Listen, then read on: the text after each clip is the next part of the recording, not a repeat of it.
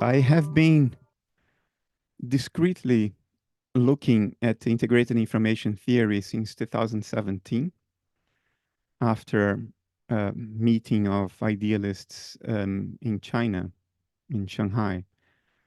More recently, I became more directly involved. Last year, I was really very directly involved with IIT and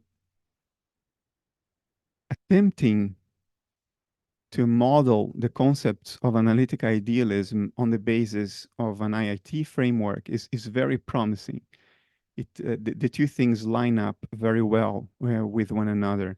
Analytic idealism is an ontology of philosophy, not a formal model of anything, because that's not what philosophy does. But science does it, and IIT seems to provide the right tools, the right parts for us to construct a formal model of some of the key concepts of analytic idealism, such as dissociation and metacognition. If we look at the empirical evidence we have in relation to metacognition and dissociation, and also clinical evidence, you see, you quickly notice that that the way to model these two things under an IIT framework seems to converge. They seem to become similar. Why? Because IIT very naturally models dissociation, given its 5 axioms, one of which is the principle of exclusion, which says that experience is what it is. It is determined by its qualities, and it's not something else. That's the exclusion principle. And that exclusion principle dovetails extremely naturally with dissociation in the following sense.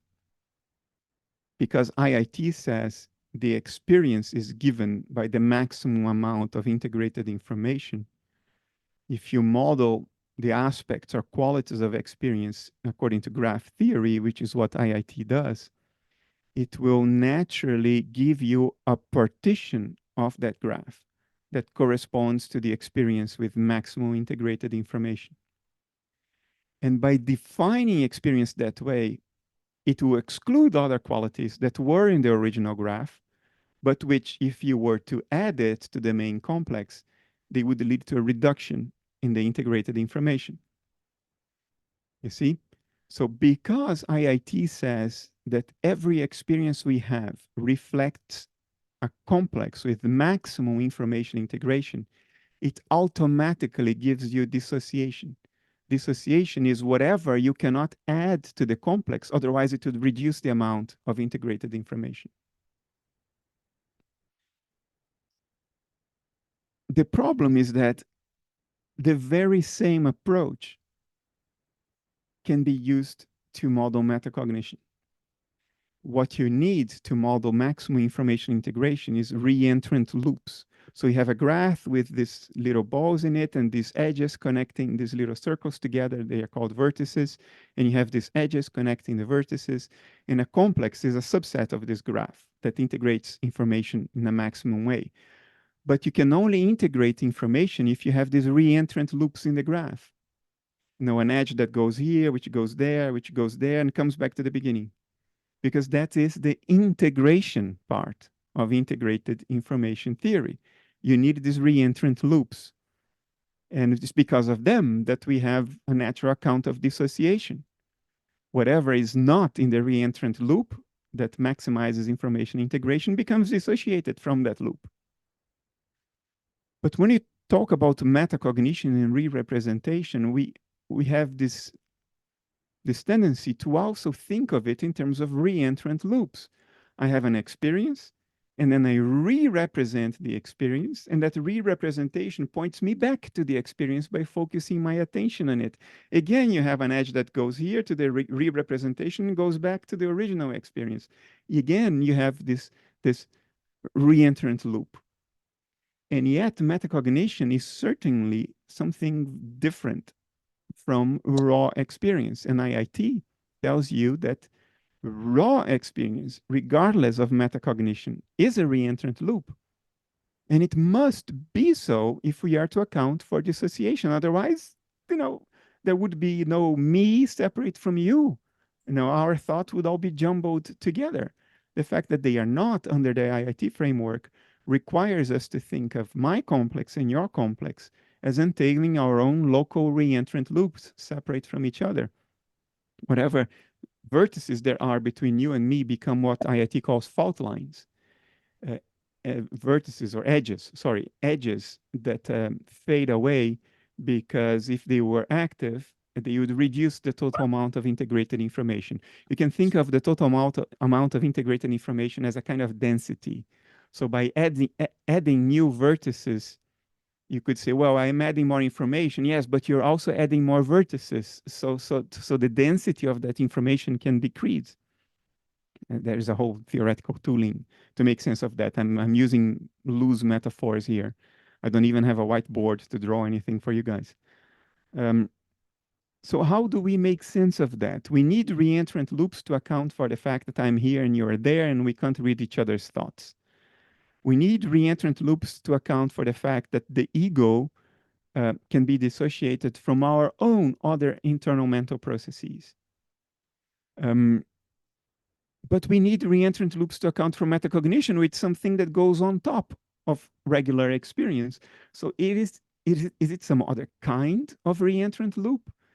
And if so, what do we need to add to the formalism of IIT to account for that difference? Otherwise, it's just re-entrant loops in both cases. The last time I discussed this with Giulio a couple of weeks ago, there are different ways to try to make sense of this, but what we think is the most promising right now is not to say that there are different kinds of re-entrant loops, but that there are different kinds of vertices. Now, a vertex is a little circle in a graph. An edge is an arrow connecting this vertex to another vertex, and then another edge connects this vertex to another vertex here, and then this one to the original vertex, and then you have a re-entrant loop. The idea is not all vertices are the same. They may be functionally differentiated. And metacognition is a re-entrant loop, like normal experience, but a particular kind of re-entrant loop that entails a certain kind of vertex that may be distinct from the vertices that are entailed by regular non-metacognizant experience. And I don't know how far you want to go down this rabbit hole, but the idea is that normal consciousness under IIT and an adversarial collaboration last year has shown this to be true, correlates with this part of the brain. It's called the hot area. Unlike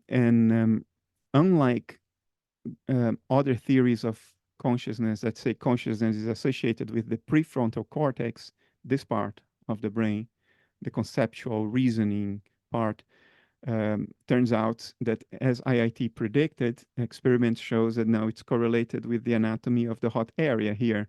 It's a sort of a diagonal here in the back of the brain, including the parietal lobes. But that's a raw experience. So the hypothesis, I don't know whether I even should talk about it. This is semi-public, but I don't have Julia's permission. But the hypothesis is just a hypothesis. I'm not going to go further into this. The hypothesis is that regular re-entrant loops of regular experience are in the hot area. And metacognitive re-entrant loops stretch into the prefrontal cortex and back. So it is the prefrontal cortex that has the special kind of vertex that you need to model metacognition with re-entrant loops, even though regular experience also consists of re-entrant loops. So work to be done.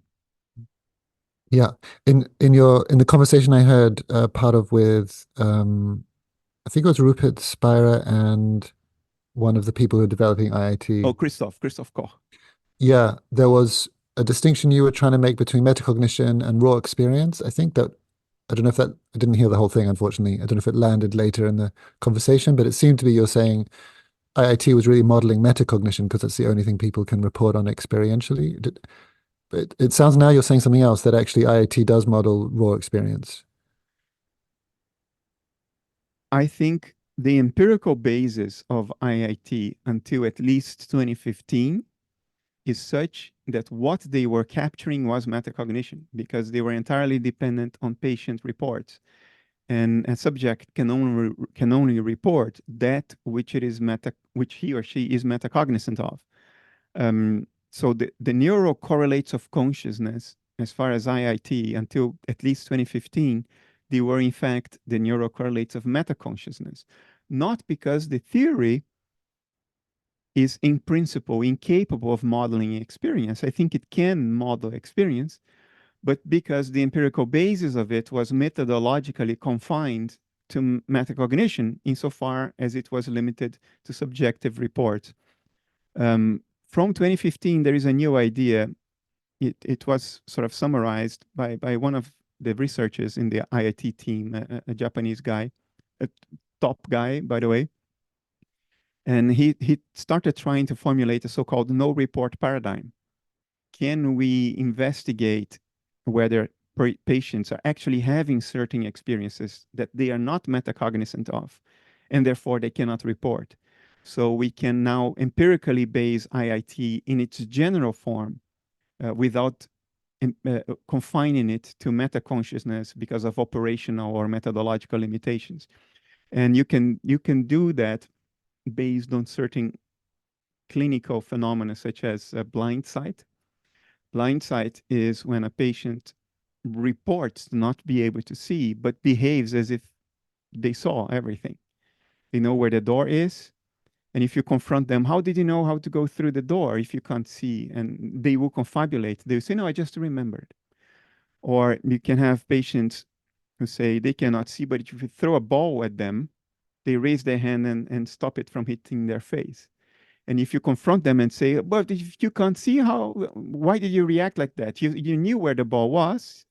And they will say, no, it was just by chance. I just happened to move my hand and the ball happened to be that. They will confabulate because the ego is based on this narrative making. It has to have a consistent account of the self. Otherwise, it's discombobulates and leads to pathology. So the ego will always figure something out and honestly believe that. But what these experiments tell is that patients with blind sight are actually perfectly capable of seeing. They are experiencing their seeing, just as their behavior betrays. But they cannot report the experience of seeing, so they report to be blind. So this is one way to enter the no report paradigm. But operationally and methodologically, it's very, very difficult because our only true access to consciousness objectively is what people report. Otherwise, it's just introspection. And now it becomes difficult for me as a scientist to only be able to experiment on myself. That's against the tenets of science. So the point, just to summarize my answer, Amir, I don't retract the statement I made in that debate with Rupert and Christoph. I think IIT, because of methodological limitations that are very understandable and difficult to overcome, has been empirically limited to the neurocorrelates of metaconsciousness. But IIT, as a conceptual approach to the modeling of consciousness, is not intrinsically limited to metaconsciousness. It's methodologically limited to that as far as empirical experimentation is concerned. That may change, but so far it has been methodologically limited to that. But the conceptual armor of the theory is generic enough, I believe, to capture raw experience as well. It's a matter of extending the methodology empirically to sort of base that empirically as well and not remaining just a theoretical form.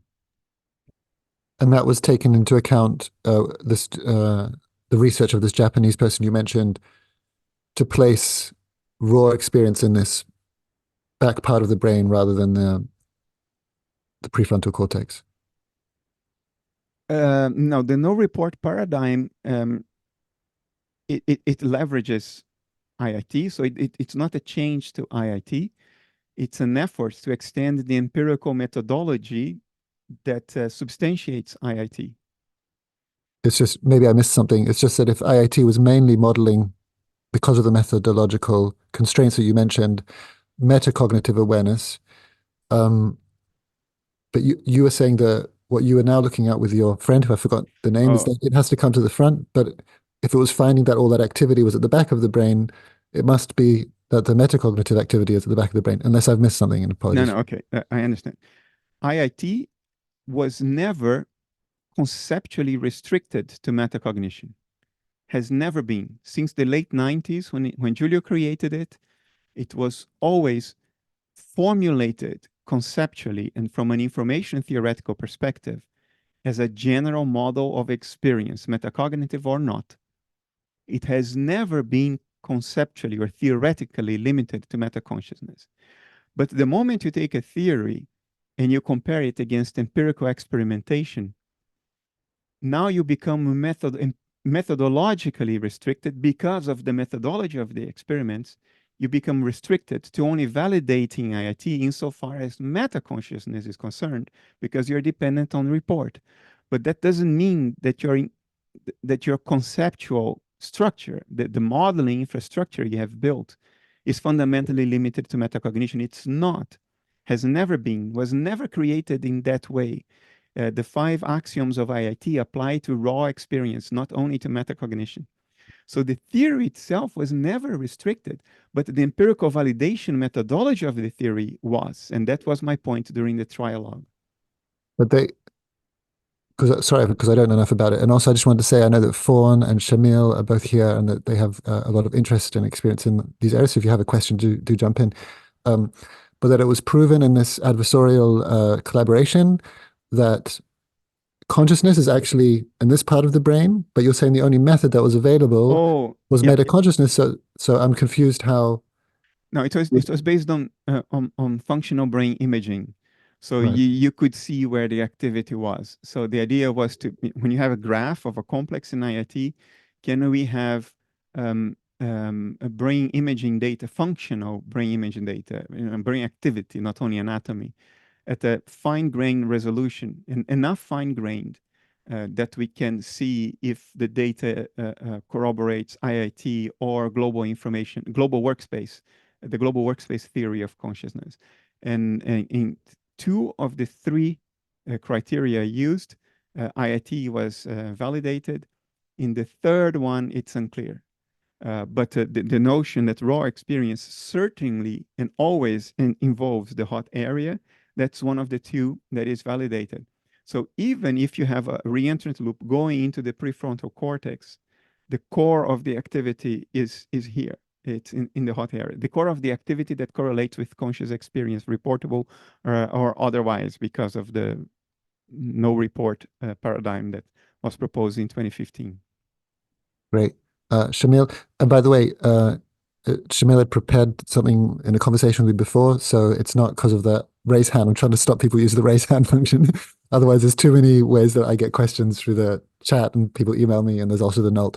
But Shamil, go for it. Yeah, sorry. Bernardo, yeah, really excited that you're looking at IIT, because I've always felt that IIT is a principled information theoretic way of creating alters, because you've got this sort of informational feedback which creates this zone. Now, the question that I think it's really important, because of course there's this broad distinction between phenomenal consciousness and access consciousness, and of course it's associated. I'm not saying this is a perfect mapping, but the posterior hot zone, is the kind of territory of phenomenal consciousness.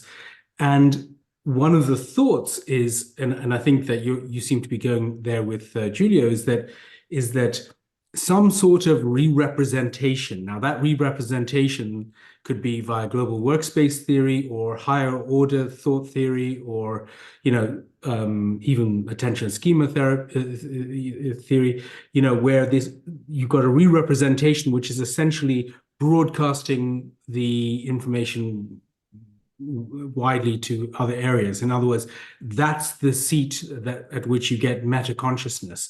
So in a sense, what the project that you have in mind is about generalizing some sort of re-representation theory like a global workspace or a higher order thought theory within IIT. Is that a fair assessment? It's fair enough. And the hypothesis that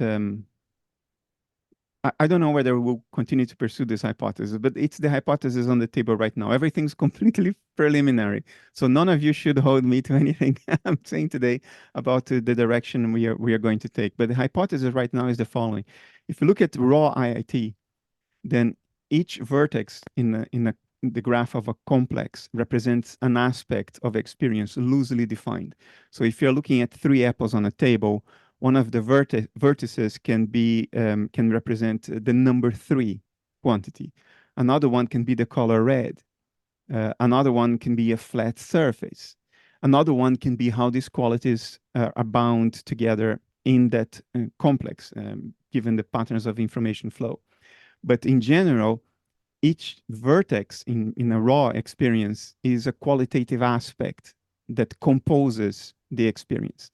And the unified aspect of the experience is given by the fact that the respective information is integrated in a re-entrant loop.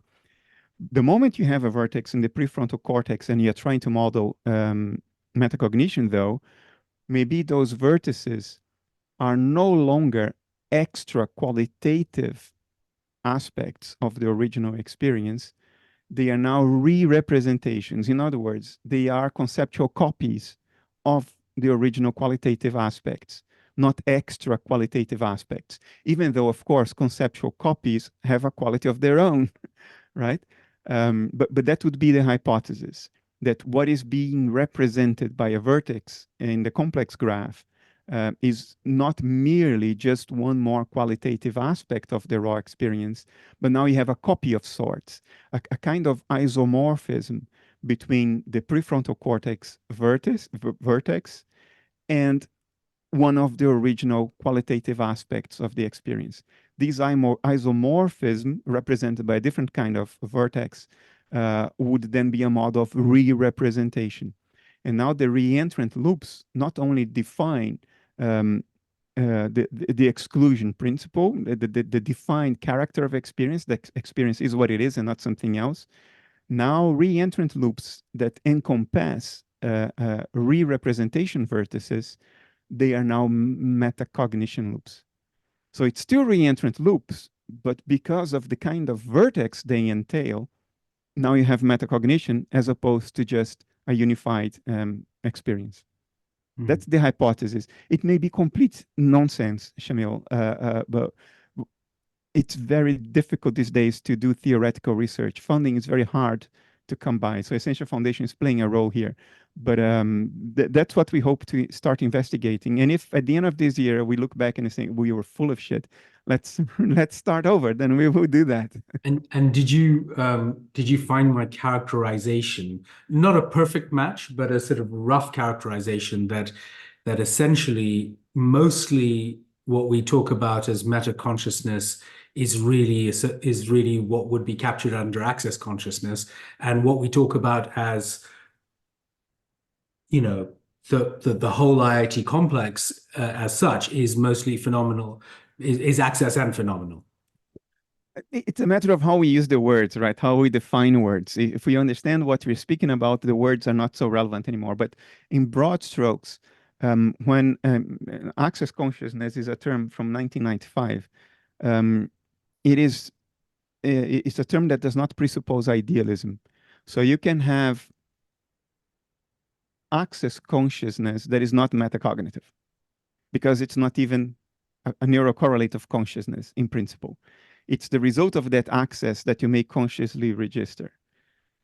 Oh, okay, right. You see what I mean? So yeah, I mean, but I understand where you're coming from. I think in broad strokes, if we set aside this little, hair splitting details, I think broadly speaking, access consciousness, certainly in an idealist framework, is meta-consciousness. Yes. Right. Great. And Amir, I'm just gonna you don't have to answer this question, but there's a bigger question which I'm like thinking you're going down the IIT route, which is great. I'm a huge fan of that. I'm also a huge fan of free energy principle and many other theories. But like one of the things I'm surprised that the other way to get alters from an information theoretic perspective from the candidates we have on the table at the moment is really the Markov blanket, because there you suddenly get a kind of pre-made alt. If a Markov blanket persists, there must be a model of the external within, on that Markov blanket, which means that, that's the dashboard, the cockpit dashboard, right? So that's like a theorem, a ready-made theorem for you. And I'm just surprised that you don't go down this way. There is a paper by Giulio. I'm trying to find it right now so I can tell you the title. I have it somewhere. Oh, I found it. It's a paper by Bill Marshall, the hardcore information theory guy from the team. But Bill Marshall, Hyun Kim, Sarah Walker, Giulio, and Larissa Albantakis. It's called How Cause Analysis Can Reveal Autonomy in Models of Biological Systems, published in Philosophical Transactions A. I'm going to paste the title and the authors on the chat box right now, so you don't have to, sorry, clicked in the wrong place. So you don't have to write down, where is my chat box? Oh, here we go. I just copy and pasted it. How causal analysis can reveal autonomy in models of biological systems. Brilliant. Bill is a top guy. He knows his information theory. And this is a way to recover Markov blankets from the formalisms of IIT. Okay. So it's not necessarily a dichotomy here. We can recover Markov blankets from maximizing information integration. That said, and this is a discussion I did have with Giulio. So Giulio, he thinks that this holds promise, but he wants to avoid obvious pitfalls. And the first obvious pitfall is the following. The Markov blanket idea was used even to model life. There is a paper by, what's his name again? Carl? Or? No, the guy who nobody understands, who came up with the Markov, Friston. Carl Friston. Oh, Friston, Carl Friston, yeah. There is a paper by Friston in which he basically models life itself on the notion of Markov blankets. Yeah. So for instance, for us, what the Markov blanket looks like on the dashboard is our outer skin and surface of the sense organs, retina, eardrums. So there is a very visible Markov blanket when the cognitive Markov blanket is represented on the dashboard. And what the pitfall Giulio wants to make sure that we all avoid is to think of us, because we have one big Markov blanket, very visible, is to think of us as one complex, which of course would be inconsistent with IIT, because the maximum information integration is not achieved with one super complex, it's achieved with subgraphs of the entire graph. So we have many complexes inside. And for evolutionary reasons, you don't need to be conscious of your kidney and liver activity from the ego's point of view. The ego has to decide on what external actions to take, what external stimuli to respond to, and in what way, not the regular, maintenance processes that keep the dissociation going. So the mental complex that corresponds to kidney activity or liver activity is dissociated from the ego.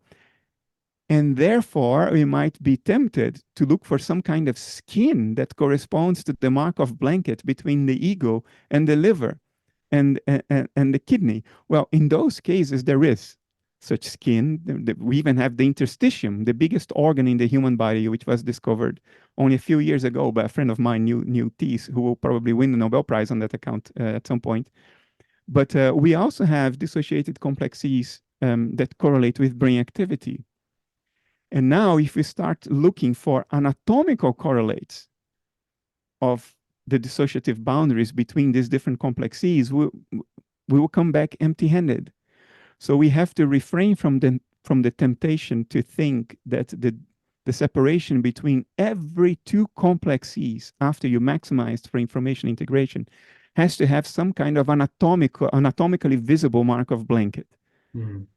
Or from the temptation to think that because there is one big Markov blanket on the outside, there is only one complex on the inside, which is also not necessarily true. So if you guard against these possible tempting pitfalls, maximizing information integration will lead you to something akin to a Markov blanket. And this paper I posted on the comment session gives you the formalisms of how that could be achieved. Okay, that's great. Look forward to it. Fantastic. Thanks, Shamil. Fawn, let us know if you have a follow-up. Lots of great papers and paragraph quotes being put in the chat. Is it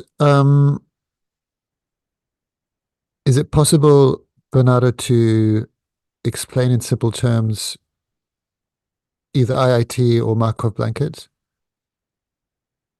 A Markov blanket is a set. First, I'll give you the definition and then I'll explain.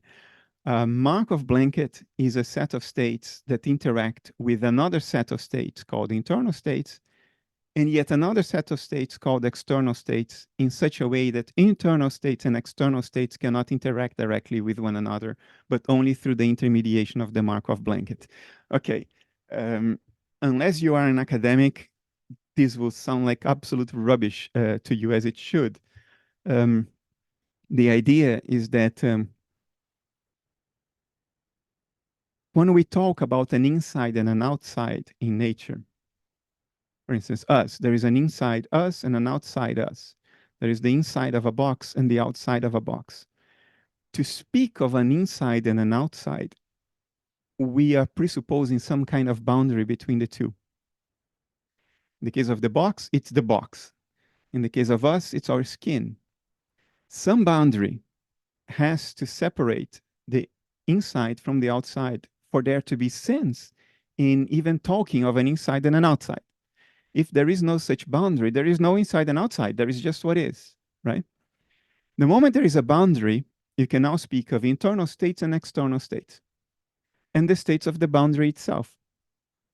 And formally, this is defined in the following way. Internal states are internal states because they can only interact with the states of the boundary and not with external states. External states can only be said to be external states because they cannot interact with internal states, except through the intermediation of the boundary. And of course, the boundary is made of states. So what you have is that here's the boundary, internal states, external states. Internal states can bounce against the boundary and change the dynamics of the boundary. External states can also bounce against the boundary and change the dynamics of the boundary. But internal states and external states cannot bounce against each other, but they can influence each other through the boundary, because the boundary can interact with both. The boundary is the Markov blanket. So I'm not an academic, and this next question might show. So if I and maybe it's just too complicated to understand, in which case it's fine, we can move on. But if I line up 3 dominoes, if I take away the middle domino, obviously the first one can't interact with the third one, but the middle one, to me, is not obviously something you'd call a boundary, and then one is outside and inside. It's kind of seems quite arbitrary. So I'm imagining there's more going on to make a Markov blanket more than just 3 dominoes. Does the question make sense? Yeah, using set theory, this is very, very unambiguously defined. You know exactly what constitutes a set that is a Markov blanket and what doesn't. So mathematically, you can formalize it in a way that no ambiguity remains. The physical correlate of that would be to imagine this boundary as a perfect boundary through which things, such that things cannot pass through it, an impermeable boundary of some sort. That would qualify to the maximum, corresponds to the maximum with the formalism of a Markov blanket. The idea being that you cannot causally, you cannot extend a causal chain across external and internal states unless you pass through the intermediation of Markov blanket states. In the case of us, our biggest Markov blanket that encompasses all of our internal dissociative processes is the skin and the surface of the sensory organs. Now, of course, the skin is also a sensory organ. We feel stuff that touches the skin. So it's a better definition to say that it's our sensory organs that constitute the overall Markov blanket. And what that means is that we can only see external states of the world by perceiving changes in the states of the Markov blanket. In other words, we don't see the world, we see the states of our retina. But the states of our retina are modulated by the states of the world. And that's why we indirectly see the world.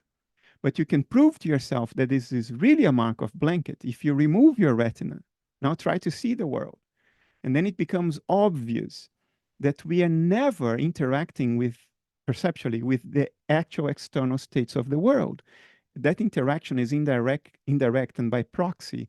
It's through the states of the Markov blanket. In other words, through the states of the retina. We can only see that which changes the states of the retina.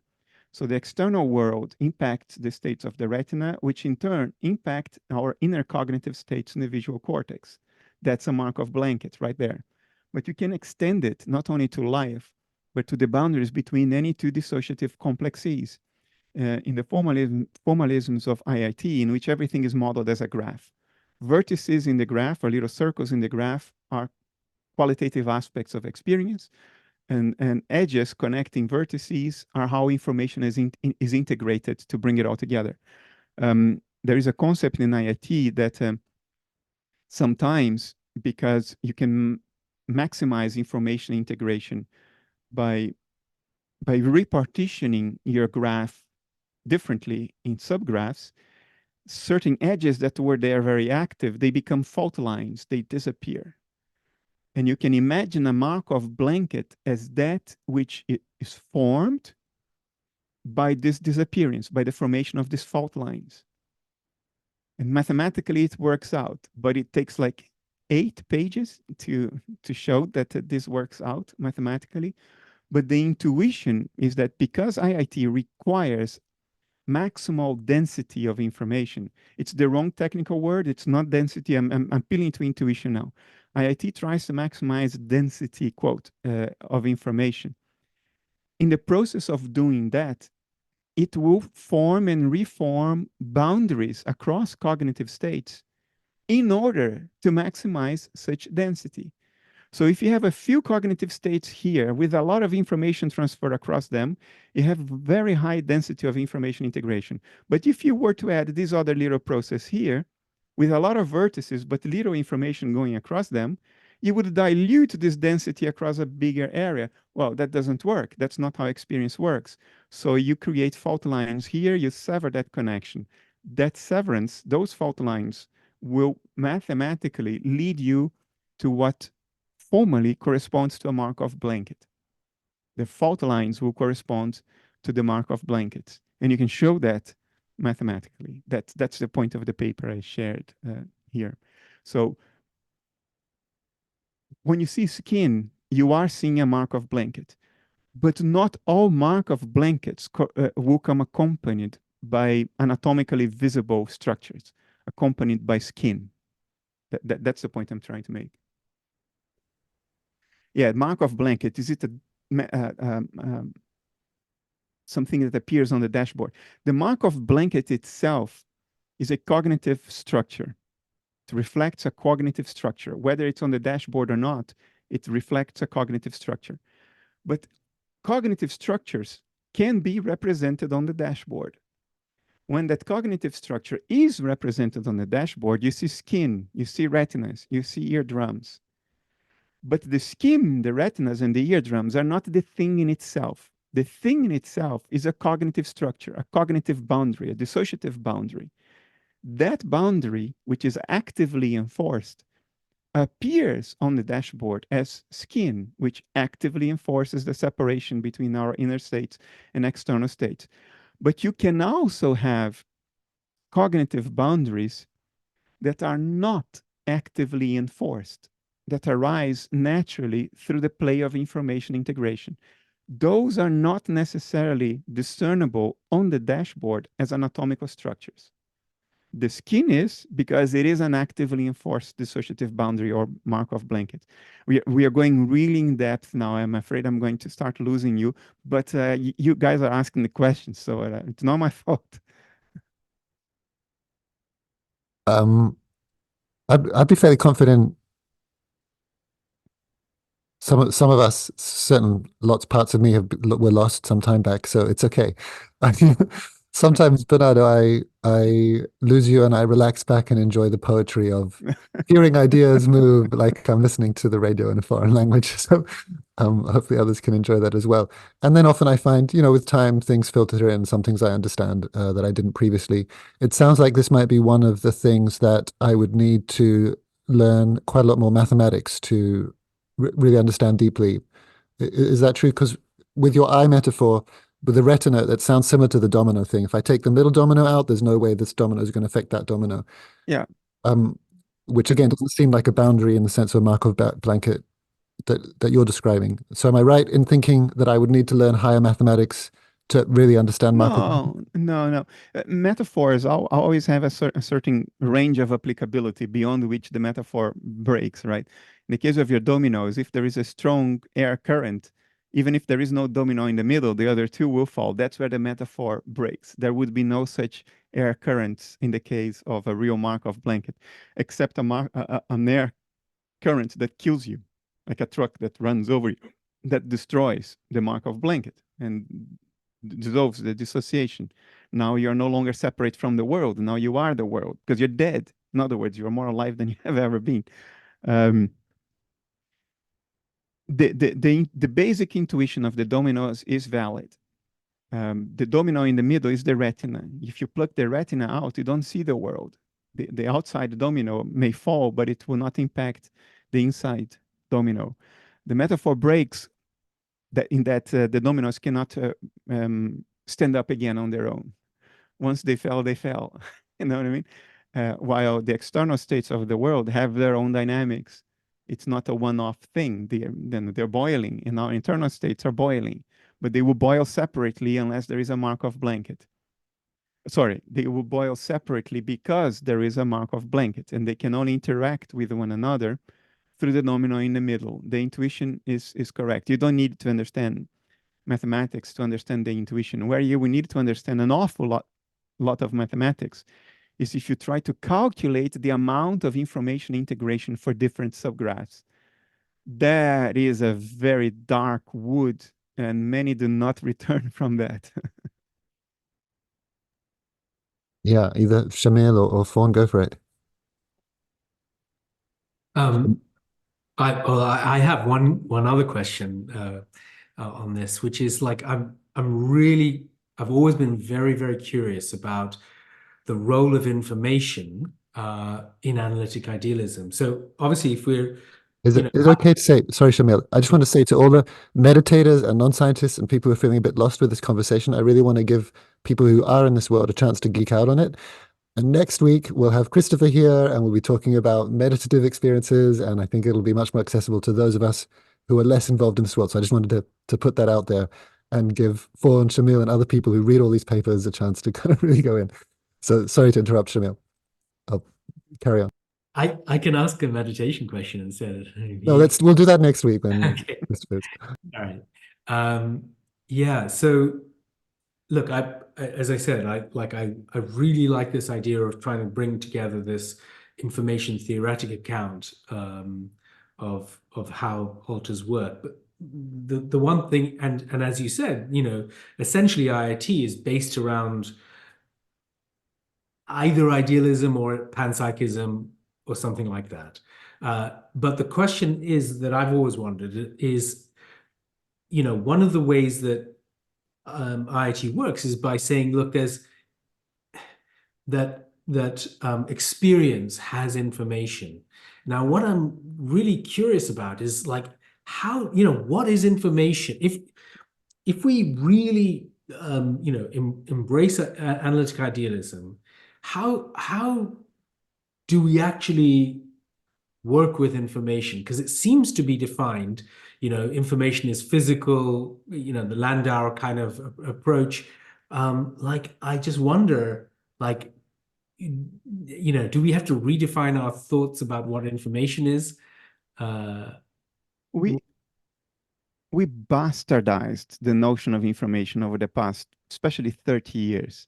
There has been so much nonsense spouted out by people with the letters PhD post-fixing their names. It's frustrating sometimes. We are elevating the notion of information to the status of thing in itself, as if information could exist as a thing, as opposed to a description of something else, which is, of course, nonsensical, because information was originally formally defined by Shannon in his 1948 double paper that basically founded information theory. And there he's very, he was not a philosopher. He was talking about communication systems. So he was trying to create a theory that would allow us to design communication systems that have noisy channels with limited bandwidth. So we have to calculate how much information a message has in order to figure out whether we can transmit it through a noisy channel with limited bandwidth. Very practical applications. But if you understand what he's saying, then what he calls information is a description of the possible states of a substrate. That's what information is. It's the degree of surprise that you have when you receive a message, which is a function of the possible states of a substrate. In other words, information is a description of the inherent possibilities or dynamics of a substrate. Information is not a thing. Information is the description of a thing. It's not a substrate unto itself. It's a description of a substrate. Yeah, but it sort of supervenes on some sort of underlying possibility. Correct. So you have to have a probability distribution, and then you can, talk about information. Absolutely. Correct. My question is the underlying substrate. I'm getting there. And then what started happening is, because the incoherence of physicalism is now blatant and it's obvious. Physicalism doesn't say what things are. Physicalism just says what they are not supposed to be. They're not supposed to be consciousness. They're not supposed to have experiential qualities. But what they are, physicalism doesn't say. It creates a vacuum, which was filled in by people with poor cognitive skills, with the notion that, well, if the thing that information describes is not there, then there's just information. It's like saying that if the Cheshire Cat is greening, when the cat disappears, the green stays behind, which of course Lewis Carroll did, but he was Lewis Carroll. Lewis Carroll can get away with that. Scientists cannot, because it's nonsense. It has no semantic content. It doesn't mean anything. It's like saying you have a top, you're spinning the top on a table, and then you say, the top no longer exists, but the spin still does. What are you talking about? It's like saying there is a ripple on the lake, and when the lake stops existing, there's still a ripple. Well, what nonsense. Or there's a dancer performing a choreography, but when the dancer is no longer there, the choreography stays behind.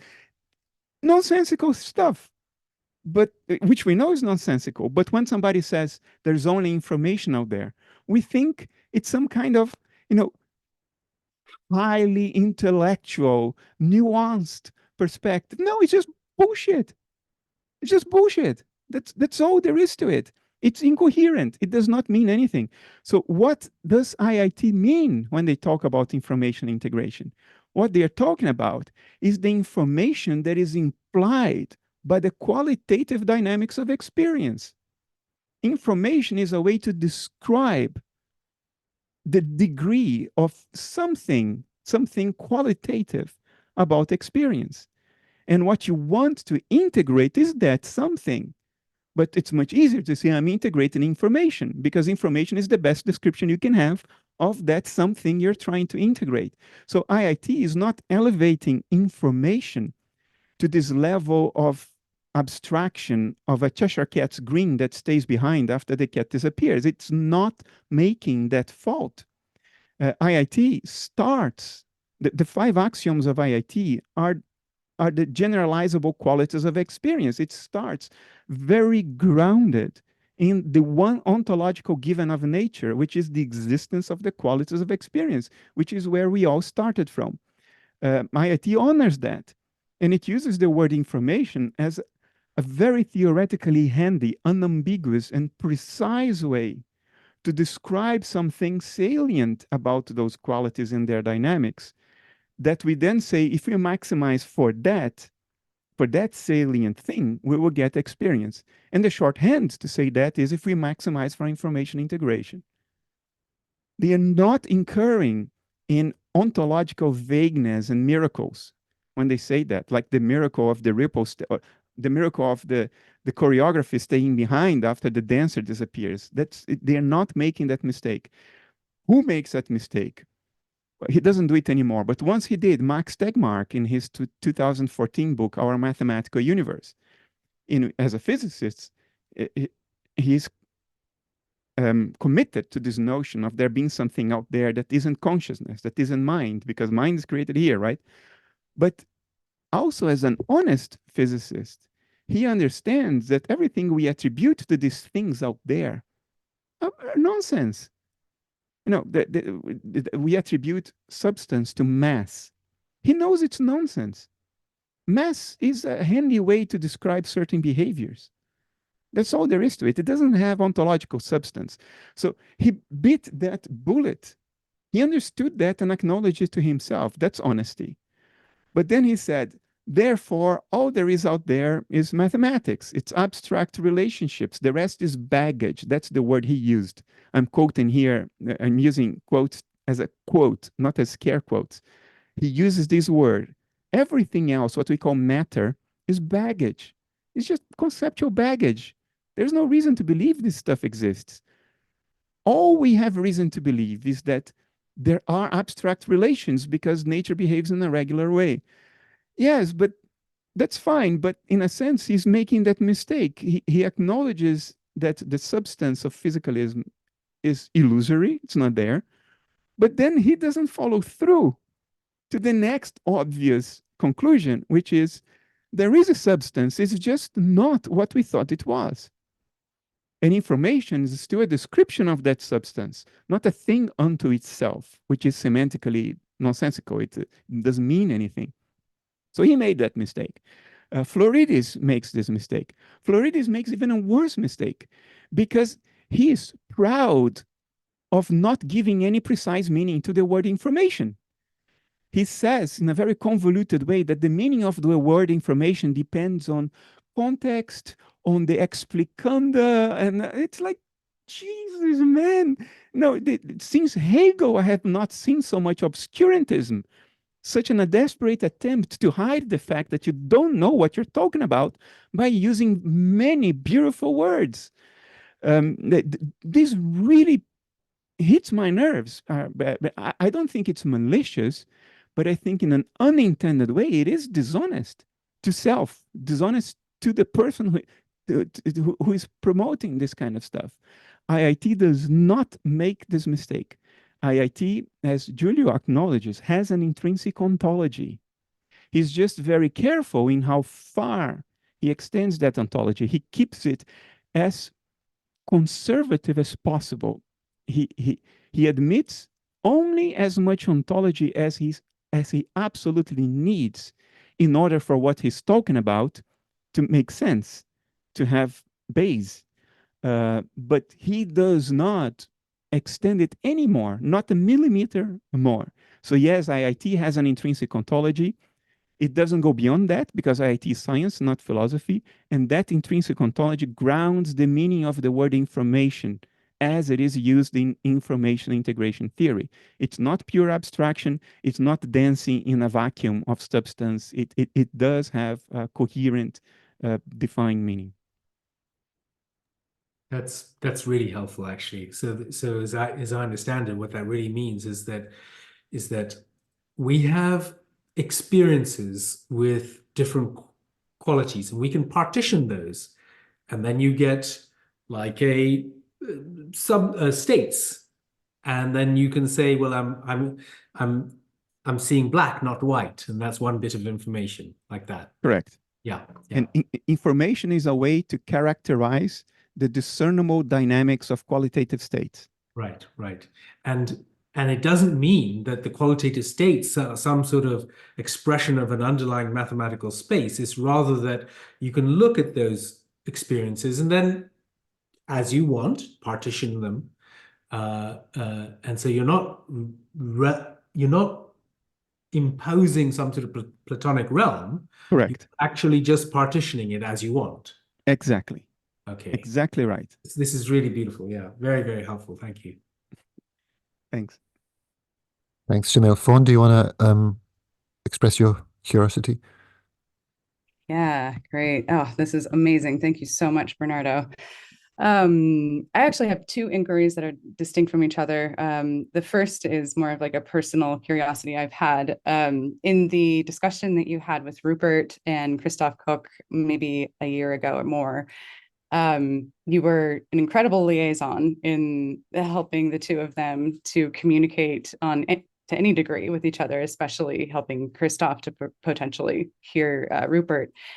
And I also, if I recall accurately during that discussion and just kind of generally perhaps at that time, your stance and Christoph's were pretty divergent. And there was some really great, dialogue that happened in that space. And I've just been so curious ever since you kind of announced that IIT is something that you're more seriously considering. I've been so curious as to how that reconciliation occurred and what you were able to see, or perhaps maybe what he was able to acquiesce to in a convergence of perspectives there. I don't want to speak for Christoph. He should speak for himself. There is a new book by him coming out called "And Then I Am Myself, the World," which is a small quote from Tristan and Isolde from Richard Wagner. And that book, although it's not unambiguous, lays out his current position better. And because he's so careful about the words he chooses, I don't want to choose different words for him and put words in his mouth. I want the message to come out in his words, not mine. I'm not sworn to secrecy or anything. I'm just being careful in this regard. People involved in IIT for a long time already have publicly acknowledged that experience is not trivially reducible to physical states.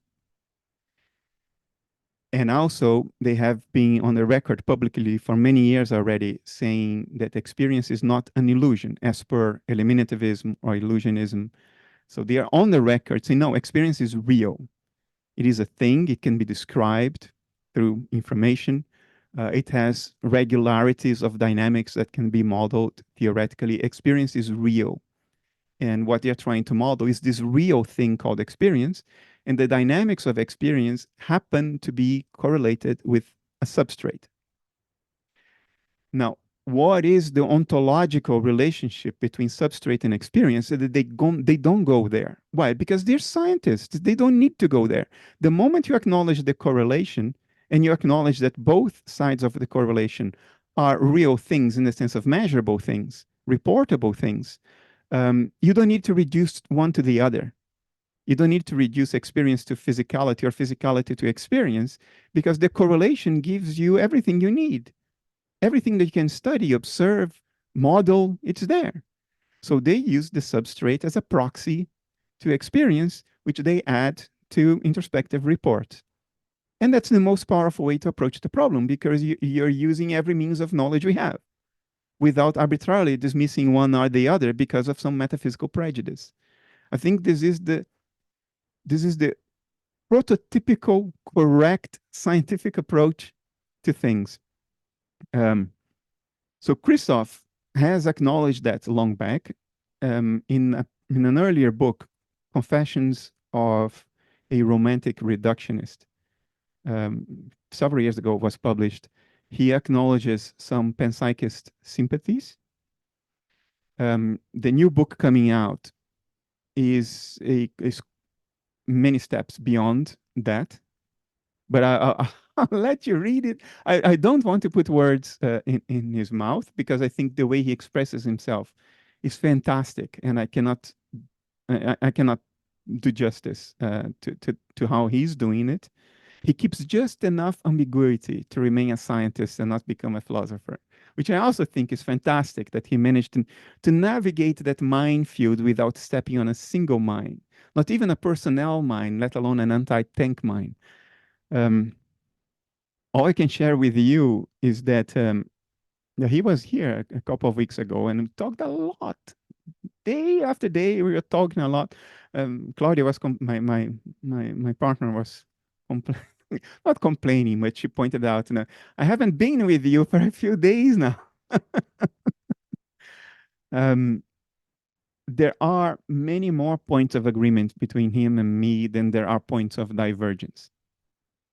There is an interview that Phidias, one of these famous YouTubers, he flew down here from LA to have a conversation with me and Christoph in my living room downstairs. That video is published, so you can see that dialogue between me and Christoph and Phidias as host on my living room table. It's on YouTube now. Just type Kastrup Koch Phidias. I'll type here Kastrup Koch Phidias on the chat box, and you'll find it on YouTube. And in that dialogue, you will see Christoph playing devil's advocate now and then. Other times you see me playing devil's advocate. But what I can share with you now is that before that recorded conversation, we had already addressed every point covered in that conversation and found common ground. So we sort of we role played there, if you know what I mean, to make it interesting, to make it relevant. But it becomes clear what Christoph is open to, what hypothesis he's entertaining. Christoph is one of the most honest scientists out there, alive or dead. His commitment to truth is second to nothing. He may get depressed if he realizes that he was wrong about something, but he will bite that bullet. I get depressed when I realize I was wrong about a million things. I bite that bullet too. So I consider his commitment to truth no lesser than my own. He's absolutely honest. And you will see this. You can see this because he has been like that for 40 years. An extremely intelligent person committed to truth and not to prejudice. And then I'll leave it. I'm so tempted to say more, but I'll stick to this. Just watch that dialogue in Phidias's YouTube channel.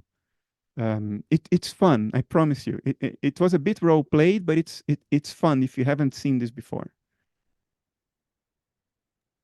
Great, thank you so much.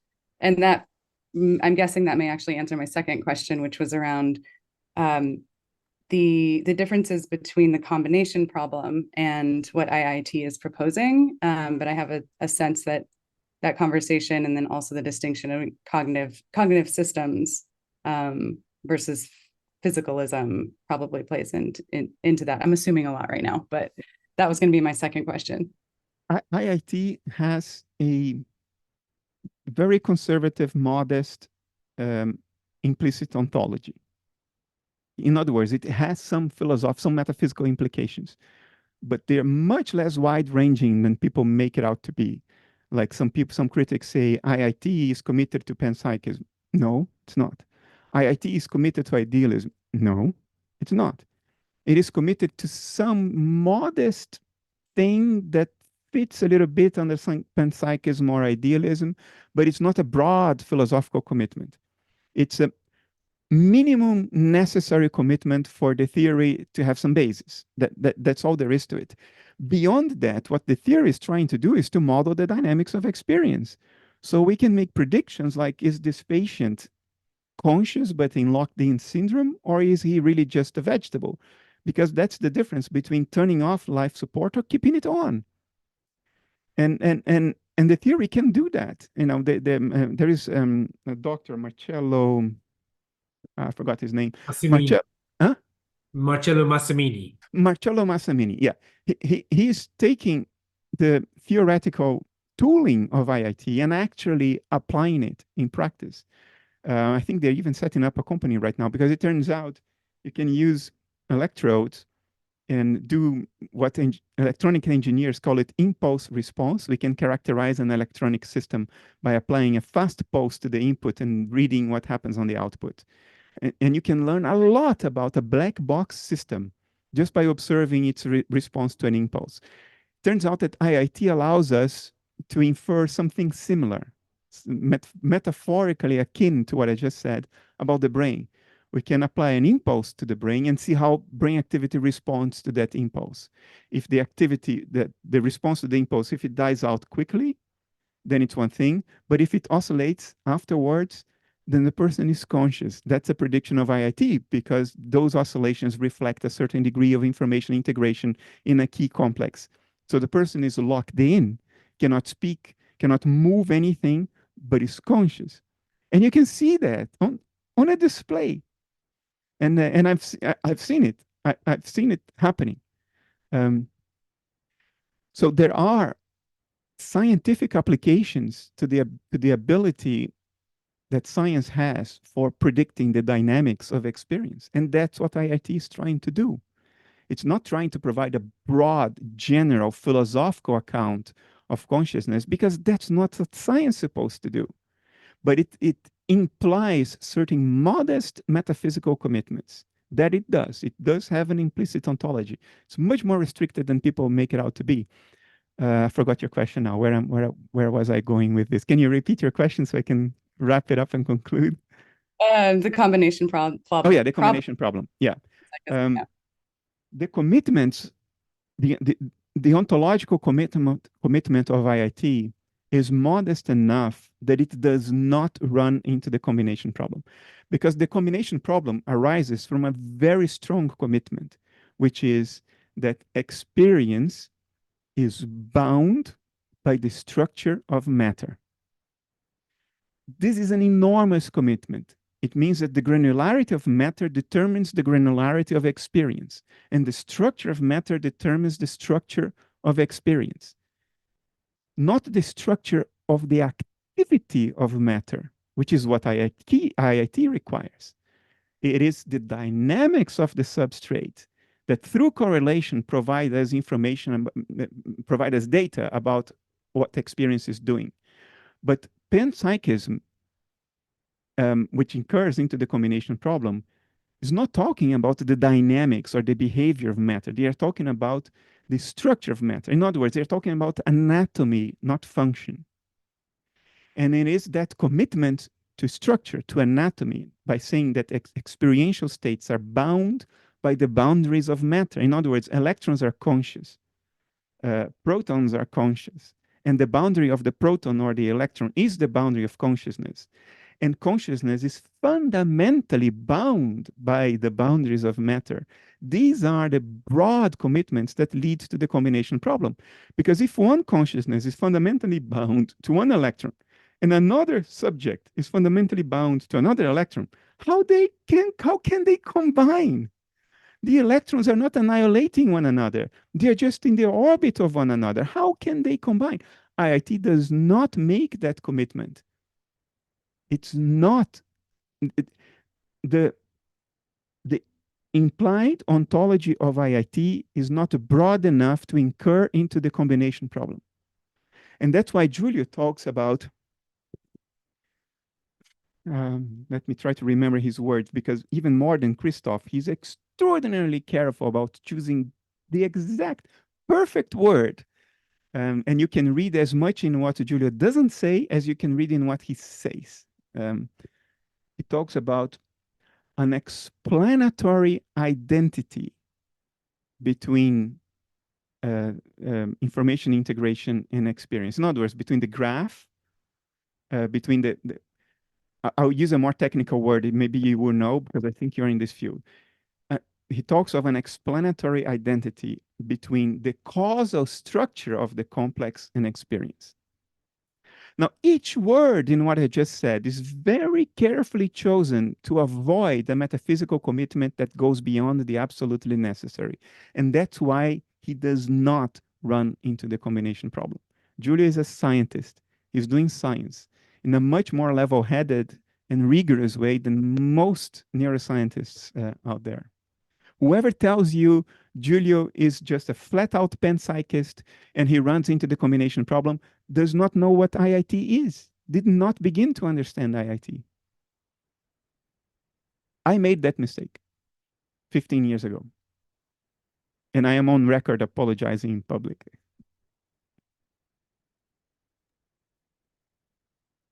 Thank you, Fawn.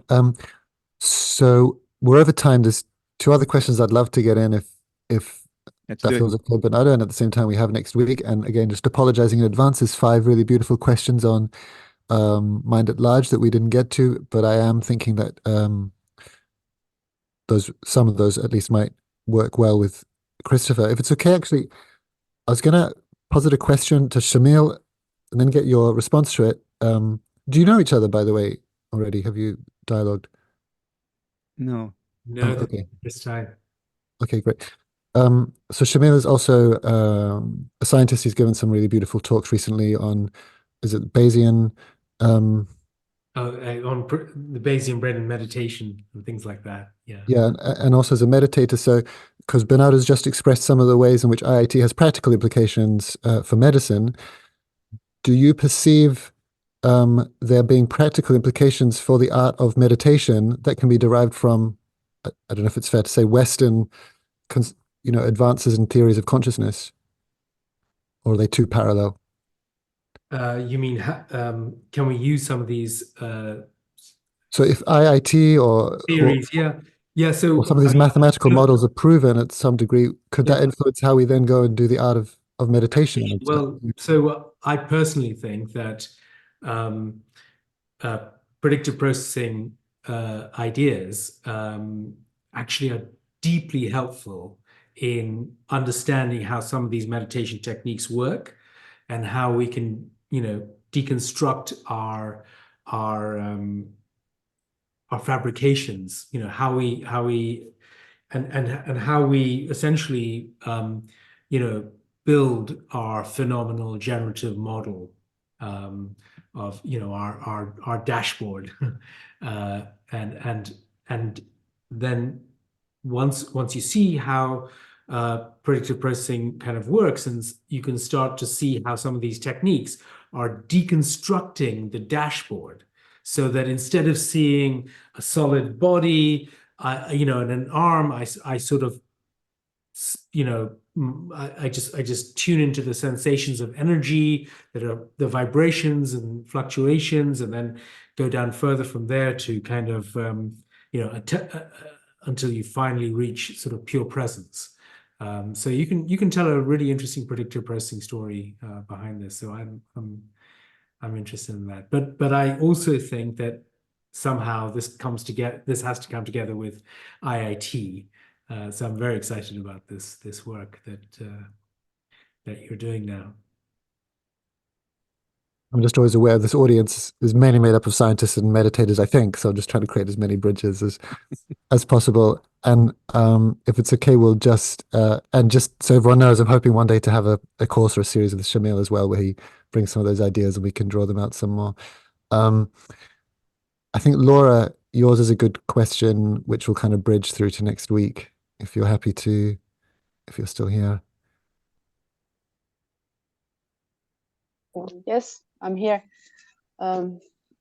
Yeah, as for me, this IIT and all these concepts coming are very new, so I'm just trying to catch up. So the idea of interest for analytic idealist for understanding IIT, if I was following the conversation, is sort of the idea that it's the mathematics of dissociation and in that way mathematics of life.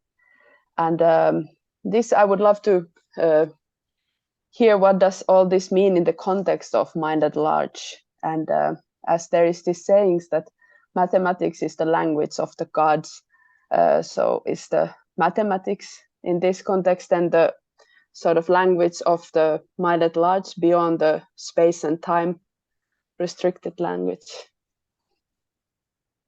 I see, if I don't go into one of two potential rabbit holes, I see mathematics as a tool for describing nature.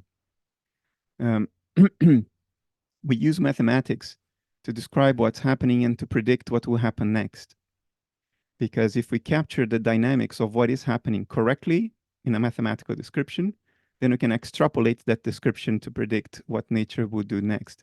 So just as banal as this, but of course, there are deeper questions that are raised. One of them was raised in a 1960 paper by Eugene Wigner. He used the word miracle 12 times in that paper. And the question he raised was the following: why is mathematics, which is something that came out of our mind and which is based on our own axioms, in other words, the things we, monkeys, think as self-evident, like if A equals B and B equals C, then A equals C, or that every statement is either true or false, never both, and never neither. These are the axioms of Aristotelian logic at the basis of mathematics. And there has been a supreme effort in the early 20th century by Russell and Whitehead to build mathematics from the ground up, starting from logic axioms, Aristotelian logic. It famously took them 202 pages to prove that 1 + 1 = 2, starting from logical axioms that we, monkeys, consider self-evident and therefore dispensing with truth. So the whole edifice of mathematics is based on the foundations of what we, monkeys, consider self-evident. So it's a miracle that a language, mathematics, based on what we find self-evident, is suitable for describing the behavior of nature at large to an exquisite degree of precision. So Wigner, in his 1960 paper, considered it a miracle. He considered it discombobulating. How come? How come a description, a language that arises from our own biases, is perfect for describing what the world out there is doing and predict what it will do next with exquisite precision, many decimal points, many places after the decimal point? That is a genuine mystery under physicalist premises. There is no reason for why monkeys would have evolved a cognitive apparatus that what monkeys consider self-evident applies to the fabric of nature with precision beyond what can be empirically discernible without instrumentation. Why? Why should it be the case? Yes, the cognition of monkeys should be calibrated by observable things, like fruits always fall down, they never fall up, right? Now that will calibrate what monkeys consider self-evident. But why that should apply to quantum theory, to cosmology, to relativity, things that are beyond the regimen of regular empirical observation, is discombobulating, and Wigner was discombobulated. Under idealism, it's not so discombobulating because what is self-evident to us means that what we consider self-evident is an archetypal of our, is a reflection of our thought archetypes, our templates of reasoning, the way our mind behaves naturally. Our mind behaves in this way and not another, that it conceivably could behave. So logic is a reflection of this, the archetypes of our thinking, the archetypes of our mind. Whatever is self-evident to us means that it simply corresponds to those archetypes that define what our minds are. Our minds are what they are, so they think what they think, archetypically. But why then nature behaves in the same way? Well, it's because it's just one mind. So it's the same archetypes out there and in here. And that's why the miracle is not a miracle. The miracle is a simple correspondence of archetypal expression in here and in nature up there. It's the same field of subjectivity. It's the same mind. So under analytic idealism, Wigner's miracle is not a miracle. It's expectable that the same archetypes should express in both cases. Can you repeat your question? I lost. I was going somewhere, but I forgot where I'm supposed to go. Yeah, my question was two parts. It was about the purpose of this conversation being the understanding of the mathematics or the patterns of the dissociation, but then also about the mathematics being the language beyond space and time. Yeah. Yeah. So mathematics is a language beyond space and time, in my view, because it's archetypal. That's the reason why it's so fundamental. It's not only that monkeys made it up. No, monkeys are giving expression to the same archetypes that give expression to nature at large beyond the monkeys. And it is this commonality of origin that explains the obvious magical correlations between the two sides, which under physicalism cannot be accounted for, and therefore become a miracle, like Wigner wrote. So that's the first part of the question. The second part is, what does it tell us? Well, two things. Applying mathematics allow us to predict nature, or to explain things that happened, or to figure out what the present state of nature is, even if it is empirically inaccessible. Like if you are a patient of locked-in syndrome, people from the outside cannot know whether you're conscious or not, whether you're vegetable or not. Maybe you are conscious, but you simply cannot move anything. Through mathematics, we have envisioned practical ways to access that otherwise invisible state of nature, invisible to us on the outside. And that has very important practical significance. It's the difference between they killing you or trying to cure you. There are other practical applications from mathematics. The whole of physics tries to predict how nature behaves. Engineers come in and apply that to building useful things, from the internet and telephones to dams and internal combustion engines, and all these things that make our lives easier. But all of these things that engineering produces based on the mathematical predictions of physics are means to an end, like we discussed maybe an hour ago. These are all means to an end. So that's not the only usefulness of mathematics. Mathematics is not useful only to the extent that it's a means to some practical end. The usefulness goes much deeper than that, because mathematics may be a description of the very archetypal templates that nature is. And therefore, through mathematical descriptions, we can gain insight into what we are, and therefore into what nature is, which may be the ultimate teleological destination of the universe as a whole. So the language of mathematics gives us a tool in the enterprise of fulfilling that teleological endpoint. It helps us gain insight into what is.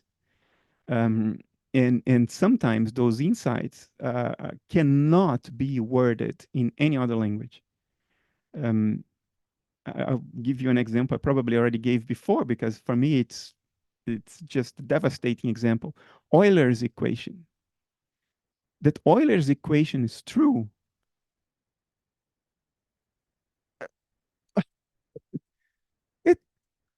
How?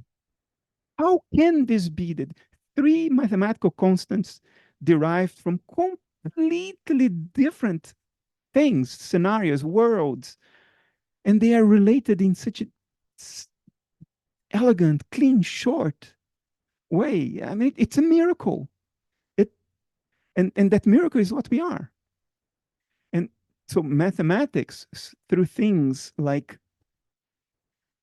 prime numbers, the regularities with which prime numbers occur, which is just amazing. It's just like, how?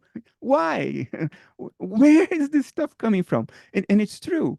Or Euler's equation. These are things that mathematics can inform us, which cannot be conveyed in any other language. You can write more pages than the world's libraries have put together. You can write more pages and all that, and you will not get even close to what Euler's equation is saying. And I wish I could give you my interpretation and tell you what is it that Euler's equation is saying, but I can't.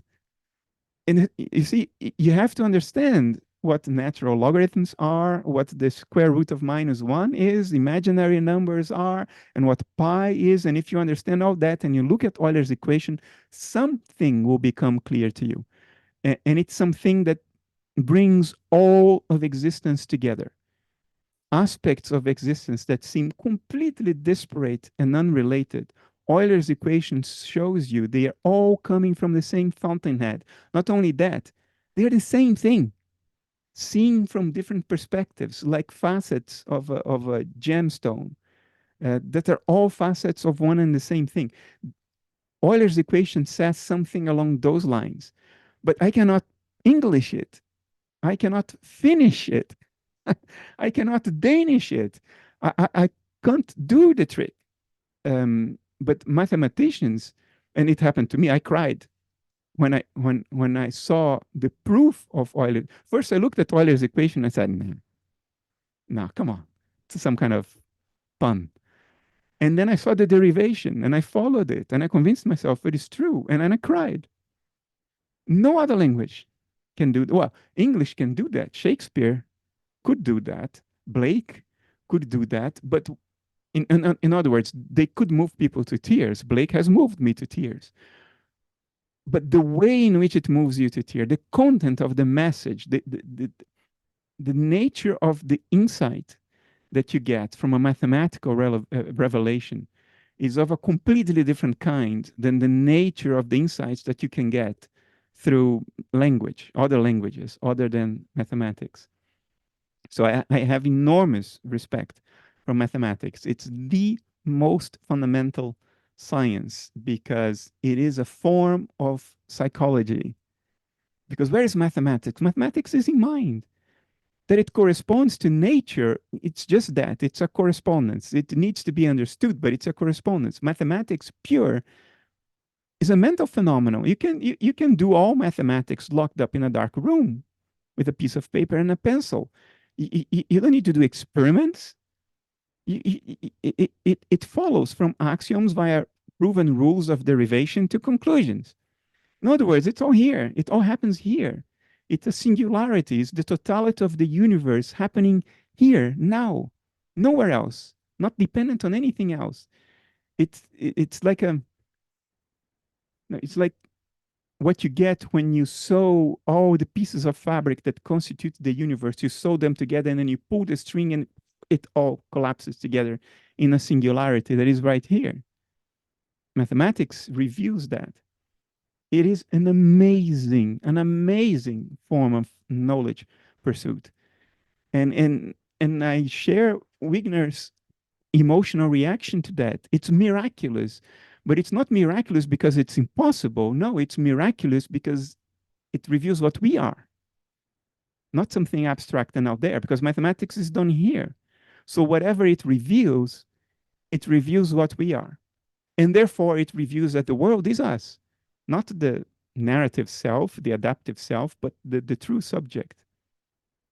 So yeah, I'm not a mathematician, but through my life, I have been forced to learn mathematics in order to be able to do whatever it is that I was trying to do. And today I'm grateful to that. I didn't like it back then, but today I'm grateful that I learned the language enough to wonder at its discoveries. It's amazing to hear, Bernardo, and maybe you can help me because I feel like I'm grasping a little of what you say, and at the same time, it's feeling similar to the dance existing without the dancer. No. Mathematics is not created in a vacuum of pure abstraction. It is created out of human intuition, deeply felt intuition. And I don't mean by this some secondary intuition. What I mean by this is the primacy of what is self-evident to humans. Certain things we do not require proof for because they are self-evident to us. If object A is identical to object B and object B is identical to object C, then object A is identical to object C. I don't need to see an instance of this to know that it's true. It's self-evident to me. In other words, it's just another way. Mathematics amounts to a set of tautologies. Every mathematical equation is a tautology. It's another way to say the same thing that is self-evident from the beginning. That's what derivation means. Derivation means that you start from the self-evident. These are called axioms. And then you apply rules of derivation that you have proven to be correct by starting from the axioms. In other words, by starting from what is self-evident. And then you can use those rules of derivations to write what is self-evident in increasingly complex ways with increasingly more implications and nuances. But they are all still tautologies. They are all still the same thing that was self-evident in the beginning, just phrased in a more complicated way. That's what the proof of a theorem consists of. The proof of a theorem is what proves that the theorem is a tautology. It's just another way to say something that you already considered self-evident from the beginning.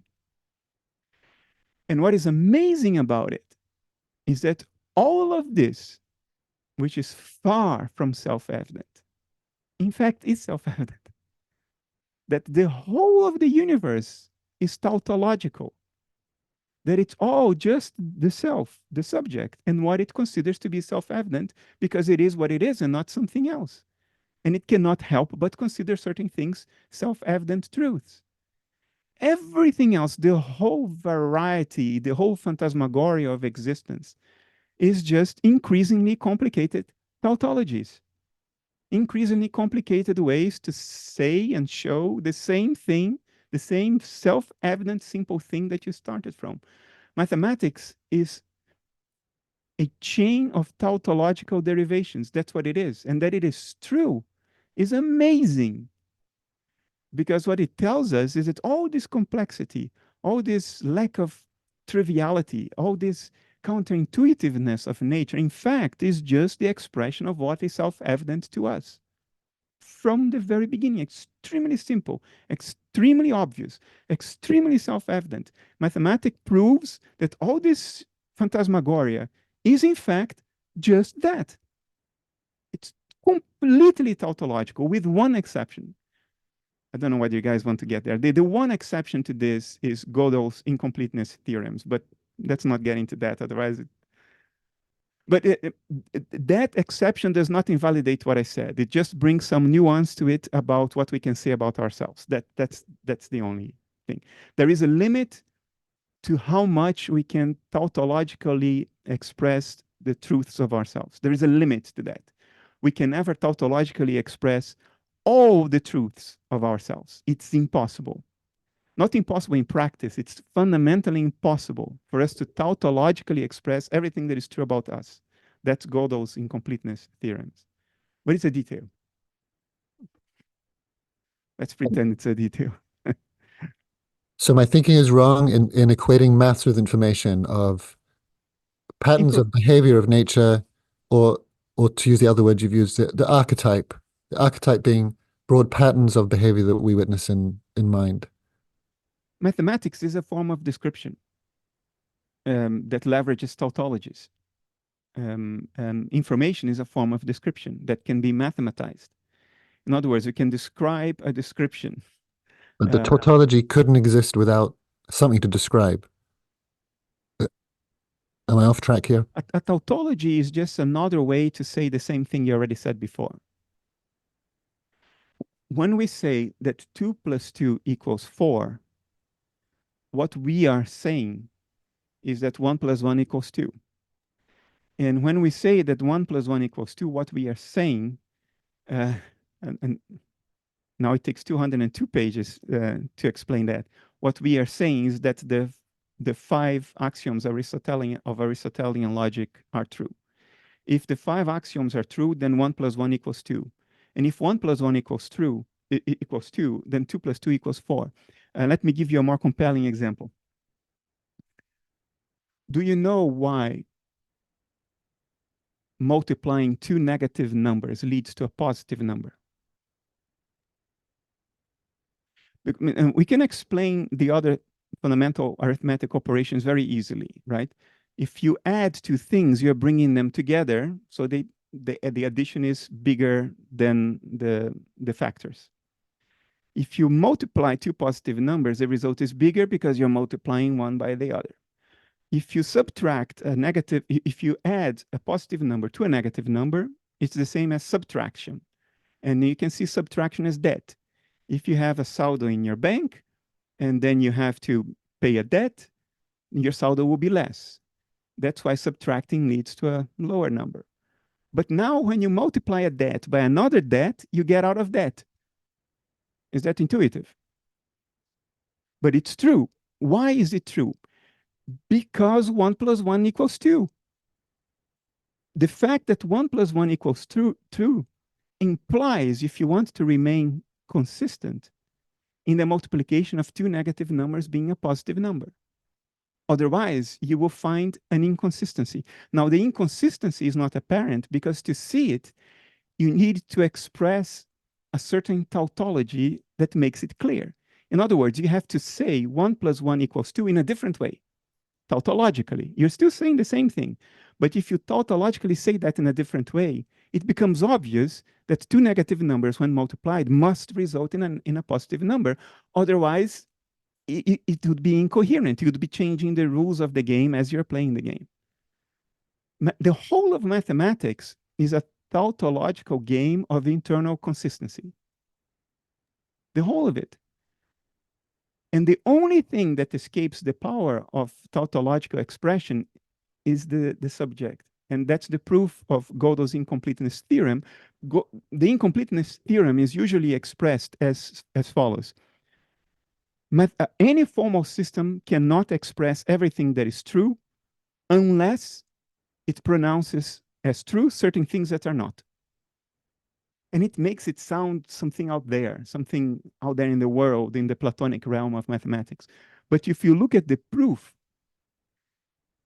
the theorems that fail, the theorems that cannot be expressed in a formal system are self-referential statements. It's self-referential statements that break mathematics. It's when a statement states something about itself. Like in mathematics, this is more complicated, but in logic, it's much easier to understand. Imagine the following statement. Write it down in your head in words as I'm saying it. This statement is false. It immediately backfires. Because if the statement is true, then what it says of itself is true, and therefore it must be false. But if it's false, what it says of itself cannot be true, and therefore it's true. You see? So something similar to this has been done by Kurt Gödel in the proof of the incompleteness theorems. When a formal system makes a statement about itself, that statement cannot be proven by the formal system. Or if it can, then you have to extend the axiomatic basis in such a way that you can prove that, but now you prove things that are wrong. And that is why life is so difficult. That is why there is a cosmic itch, because the subject behind all the tautologies, the self-evident thing that is behind all the expansion, tautological expansion, intuits something about itself that it cannot say, that it cannot articulate, that it cannot prove. And it's always a little bit beyond itself. It always escapes itself. That's the cosmic itch. That's what leads to this entire phantasmagoria, the whole show, the whole spectacle of existence from the Big Bang on, we never scratch that itch. And if it's okay, I'll just keep, this is itching me quite a lot. So we can just say you can finish if you're just saying it's not going to go in. I understand 1 + 1 = 2, but you're saying that exists, and I understand one apple and another apple will be 2 apples. But you're saying 1 + 1 exists even if there were no apples or no other things for there to be one of. No. I'm not saying that mathematics exists as pure abstraction. Right. I don't think mathematics is grounded in apples. Mathematics is grounded in experiential states, mental states. Because mathematics is a description of experiential states. Why? Because the whole of mathematics... That's what I was getting at. So when you talk about archetypes, or these laws of nature, or whatever, or I think this is coming back to Laura's question, it depends on there being activity in mind at large. Like if all the activity was to subside, in a way, mathematics disappears with it. No, it wouldn't. No, even if the lake is absolutely calm and there are no ripples, mathematics still hold, because mathematics is an archetypal description of the intrinsic potentialities of the lake, including the potentialities to ripple. So even if there are no ripples, there's still the potential to ripple. And that potential has a certain form, a certain that potential has properties. Could I then not say the dance exists as a potential, even without the dancer dancing? Yes, you can say that. What you cannot say is that information that describes the dance exists without the dance. Information is always only a description. It cannot exist without the thing described. It's not a thing unto itself. Now, archetypes, you could say mathematics is a description of archetypes. So mathematics cannot exist without the thing described. But archetypes are always there, whether they are expressed or not. Archetypes are inherent properties of what exists, or at least can exist. You know, the way Jung clarified this, because Jung suffered a lot from people misunderstanding the notion of archetype. An archetype is not a behavior. An archetype is the template of behavior that is expressed through a particular behavior. So the mother archetype is not a mother. Any individual mother is an example, an instance, an expression of the archetype. But the archetype exists even if there were no mothers. Now, the metaphor he used is the crystal structure of a diamond. In a diamond, carbon atoms are connected together in a very regular lattice with right angles of 90 degrees. That's how the atoms arrange themselves, and that's how diamonds are transparent, and that's why they look so beautiful, and that's why diamonds are so hard, the hardest substance we know. You can scratch anything with a diamond, but nothing can scratch a diamond. And that's why they're jewels as well. And that's why glass doesn't rise to the level. You can scratch a fake diamond made of glass, but not a real diamond. Now, Jung's thought experiment was the following. The lattice structure of a diamond is implied by the properties of carbon atoms. It is the particular covalent distribution of electrons in the outer layer, four electrons in the outer layer of carbon atoms, the electric distribution across the orbitals, the relative pull and push between the strong, weak, and electromagnetic force in the atom. It is these intrinsic properties of the atom that cause carbon atoms to arrange themselves in the lattice structure of a diamond under certain circumstances, such as high pressure.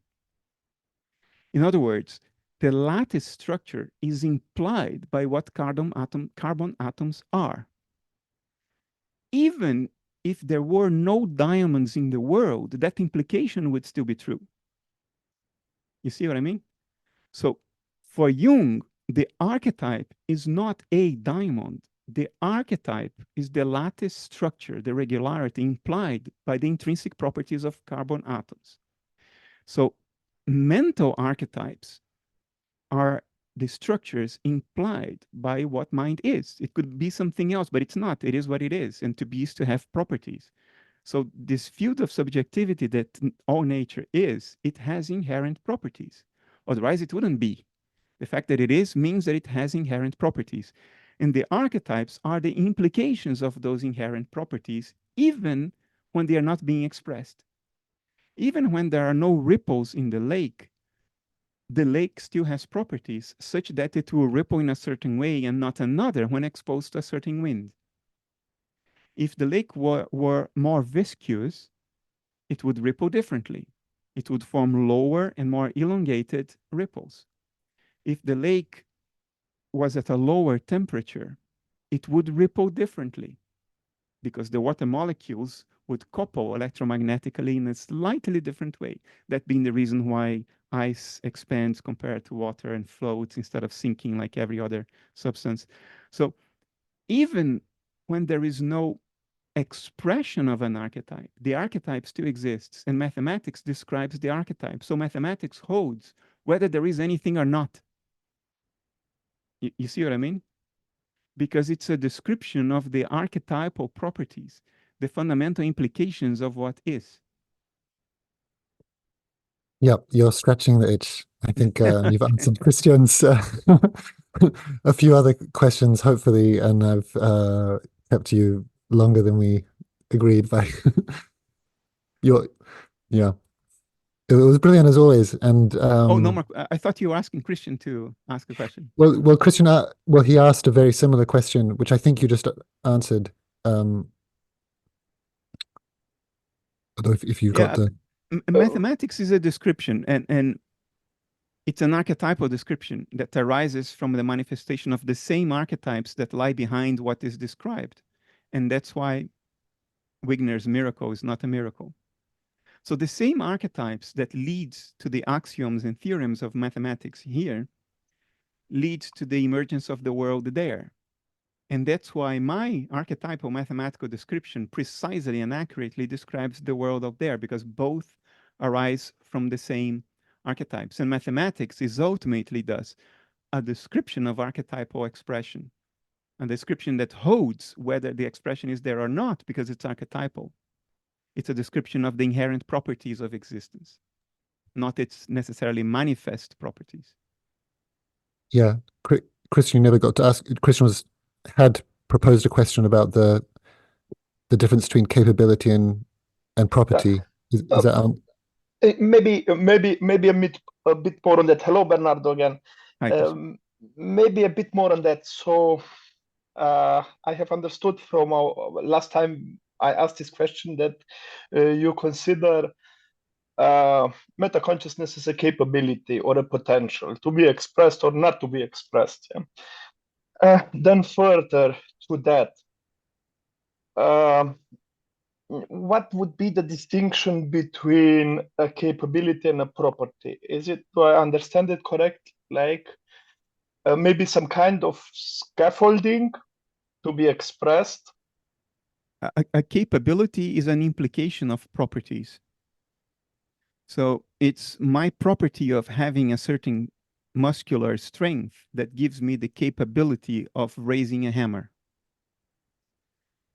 In other words, it's another form of tautology. It's a form of saying the same thing in a different way, one that is more suitable to beingness and the other one being more suitable to behavior. So when we talk about properties, we usually are talking about what is. And when we are talking about capabilities, we are usually talking about what can be done, what behavior can be expressed. But one is an implication of the other. So we are not talking about two things. It's the being that enables the behavioral potential. But there is implied some kind of change of state. So it's some kind of process. That's some kind of process where you get from one to the other. Yeah. Then a bit further. You already partially answered my question today because you touched that point about time. That time is actually what our limited minds see as a semantic pattern. Let's say a semantic pattern in mind at large. Yeah? But we cannot really my initial question would be how you made differentiation between capability and property without the use of time. You touched on that already. Yeah? So we don't have time. We cannot talk about time, but time is just like a watered down example of that pattern in semantic pattern. Yeah. Now, you don't have the cat and the head, but you have the whole cat. Can you make the differentiation? Is it correct to say, can you make the differentiation between a capability and a property without the whole cat? If you can understand what I mean. Yeah, I understand your dilemma. If the whole structure, the whole pattern exists at once outside time, then how can you develop a capability? Because Exactly. that change of state presupposes time. Exactly. There is no way we can make explicit and unambiguous sense of this in language, because language too presupposes time. So I can only sort of wave and point at it, and play clown. That's okay. So I'll try to play clown. Everything that has meaning in time is a projection of something true, but outside time. Yeah. So when we speak of development, of evolution, of changes of state, by acknowledging that reality is outside time, we are not contradicting that there is ontological validity to these concepts: evolution, change, progression. All we are saying is that they are not ultimately true. They are a projection of something that is true outside time, just like a shadow is a projection of a cylinder, the cylinder itself not being a shadow. Yeah? So the acknowledgement that reality is outside time should not lead us to the conclusion that therefore nothing evolves, therefore nothing changes, therefore there is no purpose and teleology. No, these things exist as shadows, and shadows reveal something about that which projects the shadow. Now, that which projects the shadow is not a shadow. In other words, the thing that we are hinting at when we talk about evolution, about purpose, about change of states, that thing is itself not traversing time. It is an eternal truth. That's the meaning of the word eternal. Eternal is not, it's forever in time. Eternal is outside time. So there are eternal truths that when projected onto time can be accurately described as evolution, as change, as improvement, as the development of capabilities from intrinsic properties or potentialities. It's still valid to say that in the world of projections. It would be a misunderstanding to decree from within time that there is no such a thing as evolution and change and progression. Because you're in time, you're speaking the language of time, you're decreeing these things not to exist. No, wait a moment. Within time, they do. Shadows do exist in the world of shadows. To decree their inexistence just blinds you to something that is true outside time. Because all you have to say something about that truth outside time is the shadows it projects.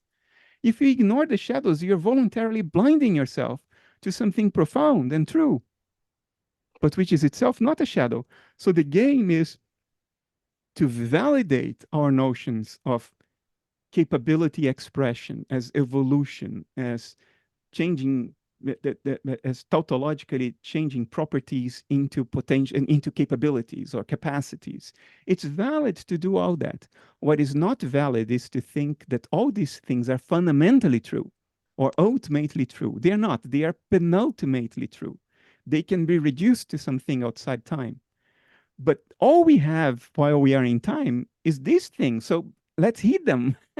Let's take them seriously, just with the thought in the back of our minds that ultimately, what we are ultimately talking about is a structure, a pattern outside time. The alchemists called it the lapis, the panacea, that which is all things, at once, which is an allusion to the eternal. In a psychedelic trip, you can see it, at least I can see it, as a hyperdimensional Fabergé egg. It's the kind of a seed of a fractal that within time expands into all the complexity of nature. So let's keep on talking about evolution, because monkeys in time can only talk the language of shadows.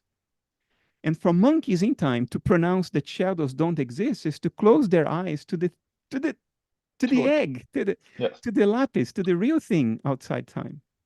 That is for sure that the time has a tight correlation to the real thing. So that is sure. But then maybe can you retract that evolution? So as it was expressed, can you retract that? Can you make that backwards, go backwards? That you mean that evolution, that from capability to property, can you make that step backwards? Through reduction, not in practice. I don't think, in practice, we haven't been able to time travel yet, but through reduction, we can understand, we can reduce a complex tautology to a less complex tautology to a less complex tautology until we get to the original self-evident axiom. Because that is exactly what universal consciousness would have to do if there would be no more beings. As an example, like my last question, when the universe is dying because of the heat death, then that property should be somehow retracted, should be that evolution should go backwards, back to capability. Then both the unfolding and the refolding of all that would be shadows of the lapis outside time. Yeah. Okay.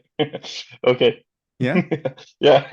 Okay. Thank you very much. You can regard everything that happens in time as a symbol to something that is eternal outside time. Actually, this is in the last couple of years, this has become the mainstream view in physics. Amazingly enough, physicists now understand this, that temporal events are symbols of a eternal structure or pattern, a hyperdimensional one outside time. That's what loop quantum gravity is all about. We are moving away from M theory or string theory, and we are going into these notions that reality is an incredibly complex but tautological pattern outside time. And everything we see in time are the shadows it casts, the projections it casts onto the line of time. So everything, evolution, devolution, unfolding, refolding, all of this should then be considered as symbols of that eternal structure outside time, which under analytic idealism is a semantic structure, a cognitive structure, a web of links of meaning. Links of meaning. So de-evolution also possible, not just evolution. And maybe I don't know where it's possible in practice, Christian. But might remain here. Yeah. If it is, then it too would be a projection of the eternal thing, the eternal structure outside time. And maybe some more minutes regarding Gödel's incompleteness theorem.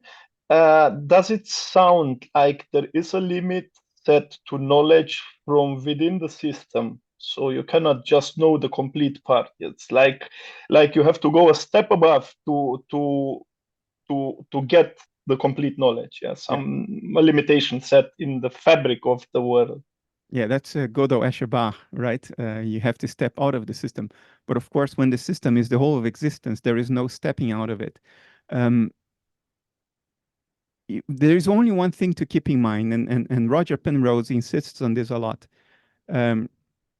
Gödel's incompleteness theorem applies to formal systems. And there are good reasons to think that nature is a formal system, but there are some indications, again, that it's not. So whether the incompleteness theorem applies to the ultimate subject, and therefore the cosmic itch cannot be scratched. God has to live with it outside time, or not, or whether actually it can be scratched, hangs on whether the universe is a formal system or not. And the jury is out on that one. Roger thinks that human mind is not a formal system. And therefore, the universe is then not a formal system because human minds arise within the universe. And therefore, the cosmic age can be scratched. Others think that, no, you're just not seeing deeply enough into the layers of formalisms that the formal system consists of. And therefore, the universe is a formal system. And therefore, the cosmic age cannot be scratched. So the jury is still out. I don't know. Yeah. Okay. Wonderful. Wonderful. Thank you. Thank you very much. Thank you. You're welcome. Thanks. And thanks again, Bernardo. You've stayed an hour more than scheduled, and you kept on your answers crept. You'd scratch one itch, but then it would create another three. So this is what always happens. Somebody else will scratch all the itches next week. Yeah. So next week we have Christopher Wallace, and if you have particular things you want to discuss with him, Bernardo, feel free to let me know either then or in advance. But there's lots of questions left over from today, and several on the board that are relevant to Christopher's perspective.